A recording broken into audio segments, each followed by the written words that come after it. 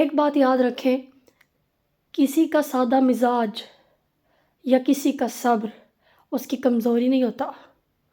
آپ جانتے ہیں کہ دنیا کی سب سے سادہ چیز پانی ہے، اور پانی کا بہاؤ بڑی سے بڑی چٹان کو ٹکڑے ٹکڑے کر دیتا ہے۔ میں نے بہت سے لوگوں کو یہ دیکھا ہے کہ جو انسان صبر کر رہا ہو نا، اس کو کہتے ہیں یہ بہت کمزور ہو گیا ہے۔ دیکھیں میری بات سنیں، بعض اوقات لوگ آنسو دیکھ کے کہتے ہیں کہ او ہو یہ تو بڑا کمزور ہے، اس لیے اس کی آنکھوں میں آنسو آ گئے ہیں۔ لیکن آج میں آپ کو یہ بات بھی بتاتی ہوں کہ آنسو کمزوری کی علامت نہیں ہے، بلکہ انسان کے سچا ہونے کی علامت ہے، یہ انسان کی وفا کی علامت ہے۔ میرا دل یہ مانتا ہے، میں اس چیز کی قائل ہوں۔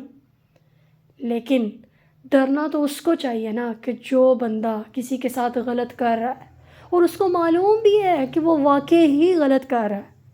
کتنی دکھ کی بات ہے کہ ہم لوگوں کے دل توڑ کر راتوں کو آرام سے سو جاتے ہیں، ہم لوگوں کو اذیت پہنچا کر اپنی زندگی کو انجوائے کر رہے ہوتے ہیں، ہم لوگوں کو پریشان کر کے خود خوشیوں کی تلاش میں ہوتے ہیں، لوگوں کا سکون برباد کر کے خود سکون کی تلاش میں ہوتے ہیں۔ کتنی عجیب بات ہے نا۔ ہمیں یہ سوچنا چاہیے، یہ اس بات پہ غور کرنا چاہیے کہ اگر ہم کسی کا سکون برباد کر رہے ہیں تو ہم سکون کیسے پائیں گے؟ کبھی یہ سوچا ہے؟ Everything in this world is temporary. ہر چیز عارضی ہے، ہر چیز عارضی ہے۔ لیکن کیا آپ عارضی طور پر کسی کو سکون بھی نہیں دے سکتے؟ اتنی حیرت کی بات ہے، کتنی حیرت کی بات ہے کہ ہم اتنے بڑے بڑے ظلم ڈھا کر، اتنے بڑے بڑے کام کر کے، لوگوں کو ایسے تباہ و برباد کر کے راتوں کو آرام سے سوتے ہیں، اور ہمیں اس چیز کی پرواہ بھی نہیں ہوتی۔ ایک اگر پرواہ اور احساس، یہ دو چیزیں جو ہے نا، اگر انسان ان کو سمجھ جائے تو اس کی ساری زندگی سنور سکتی ہے، احساس اور پرواہ۔ لیکن بہت زیادہ دکھ کی بات ہے کہ یہ دونوں الفاظ آج کل بالکل ختم ہو گئے ہیں، بالکل ختم ہو گئے ہیں۔ کسی کے اندر نہ تو احساس ہے اور نہ ہی کسی کو کسی کے جذبات کی پرواہ تک ہے۔ کوئی جیسے مر رہا ہے مرے، کوئی جی رہا ہے جیے، ہمیں بس اپنی پرواہ ہے۔ ہم نے کیسے اپنی ویلیو کو بڑھانا ہے، ہم نے کیسے دنیا کے اندر اپنا نام بنانا ہے، بس یہ چیزیں ہمیں لے کے بیٹھ گئیں۔ اور میں وہی بات کہوں گی کہ پانی جس کو ہم بہت سادہ سمجھتے ہیں، اس کا بہاؤ بڑی بڑی چٹانوں کو توڑ دیتا ہے، بڑی بڑی چٹانوں کے ٹکڑے ٹکڑے کر دیتا ہے۔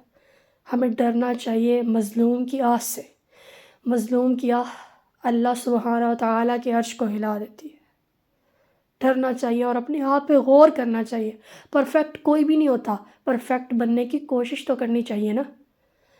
ارے ہمارے نبی صلی اللہ علیہ وآلہ وسلم تو انجانے میں کیے جانے والی بات اور جانے میں کیے جانے والی بات، ان تمام چیزوں سے اللہ کی پناہ مانگتے تھے کہ یا اللہ کوئی بھی ایسی بات جو میں جان بوجھ کے کر دوں یا انجانے میں مجھ سے ہو جائے۔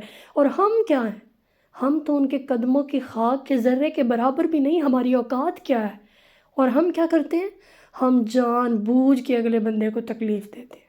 یہ نہیں کہ انسان کہے اچھا مجھ سے ہو گیا، مجھے پتہ نہیں چلا۔ لوگ آپ کو بتا کے آپ کے ساتھ غلط کرتے ہیں۔ واٹ از دس؟ بہت دکھ کی بات ہے، بہت زیادہ دکھ کی بات ہے۔